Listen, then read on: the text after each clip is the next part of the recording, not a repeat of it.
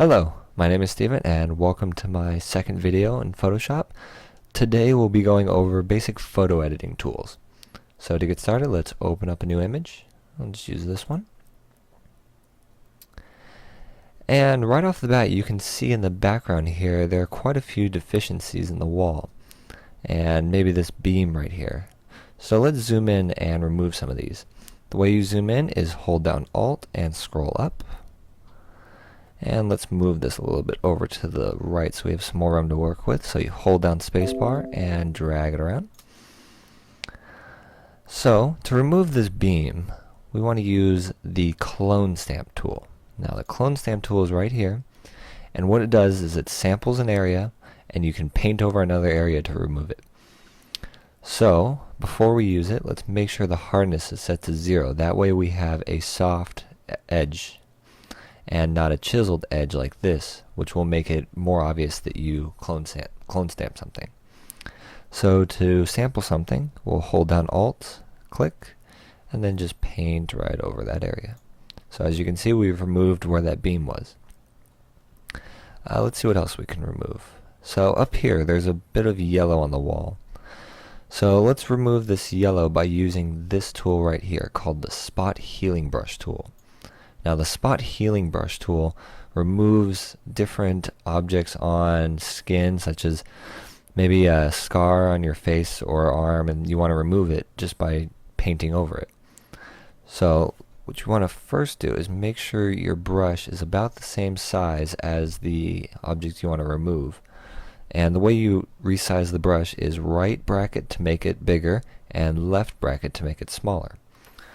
And then once you have the right size, just paint right on over what you want to remove, and it does its work. So let's do that to this one right over here. And as you can see, we removed both of the yellow in this general area. So let's undo by pressing Control Z or Command Z on Mac. And let's go back to the step over here where we removed this one. Now to do that, you can't press Control Z and just undo again, and because that will just alter between the last two steps. The way you go back another step is you press Control Alt Z or Command Option Z on Mac, and that'll step back in the history to when you were first starting to remove that.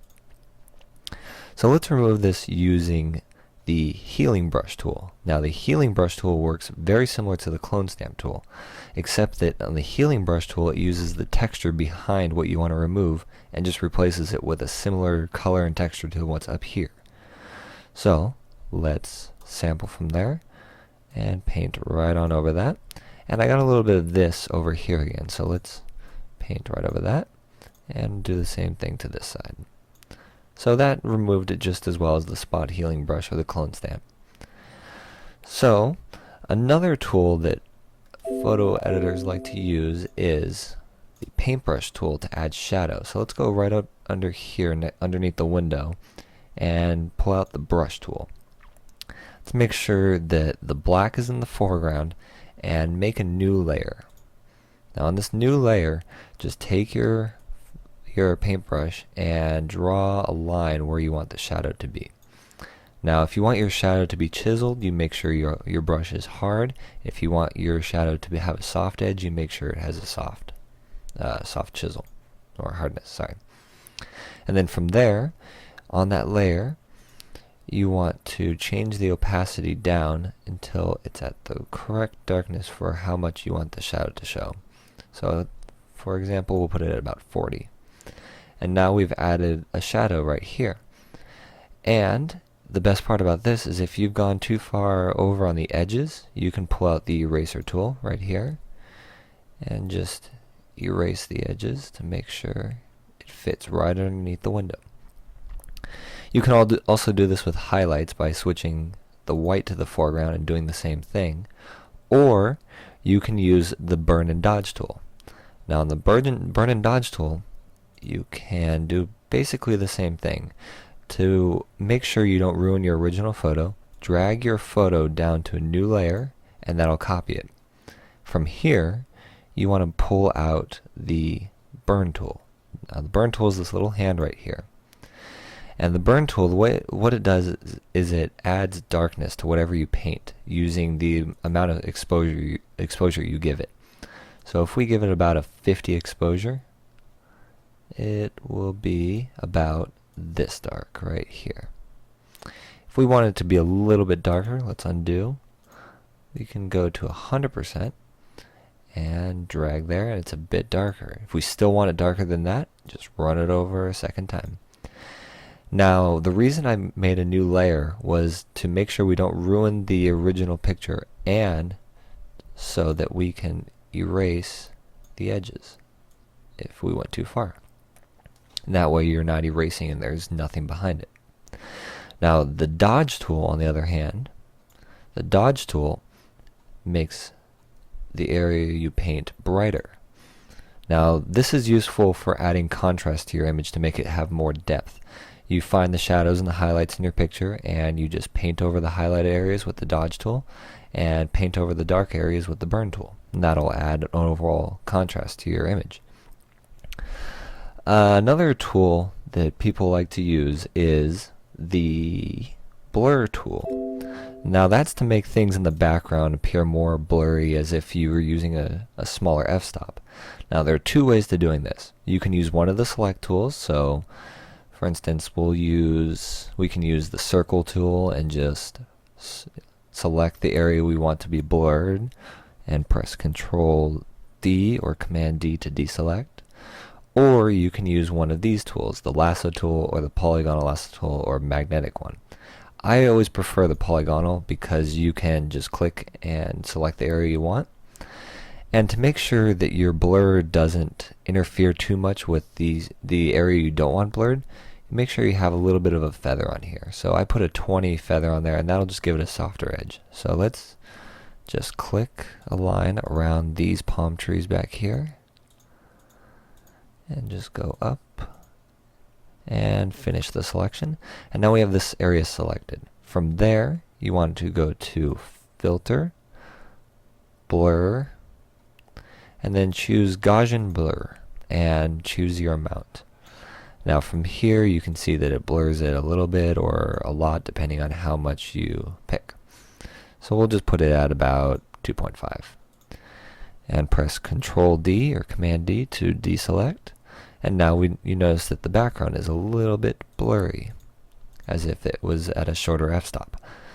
So let's undo, step back a few times, and we'll use the blur tool. Now the blur tool does the same thing as that, except you can paint the area you want. So if we just keep painting over this area, it'll start to blur it. And if we want even more blur, we can take the strength and bring that to about 100 and then keep painting over it, and it'll blur it even more. You can kind of see that it went blurry and sharp as I switch between when I blurred it and when I didn't have it blurred. So the last tool I'm going to show you for photo editing is the sponge tool. And the sponge tool is right underneath the burn tool. Now the sponge tool is used for removing some of the color from your image if it's too vibrant. So for instance, in these flowers right here, we can just run it over a few times, and it makes it, there's a little bit of gray in there, a little bit of purple, so these might now look like flowers that are white and purple instead of just purple flowers. And this tool is just all around used for taking color out of areas. So if we want that door to be the same color as that, we can just use the sponge tool and that'll take most of the vibrance out. So once you have your image the way you like, you want to make sure it has the right aspect ratio. So to do that, use the crop tool, and from here you can resize, you can rotate, just pretty much make your image look and orient it however you want. And if you want a specific number, you can come up here and type it in. So if I wanted a 1080p image, I would do 1080 by 1920, and that way it's a 1080p image turned on its side, and from there you can rotate it and resize it to whatever you want. And we'll just make sure it's about there. And when you're satisfied, you press the check mark, and that'll crop it. If you don't like your current cropping, and you've gone way too far and you've screwed up the image and you want to go back to the way it used to look, you just press this and it'll bring it back to the way it was. And if you want to just get out of the cropping tool, just go back to the move tool. And that's how you do basic photo editing with the tools off to the side. Thank you for watching, and I'll see you next time.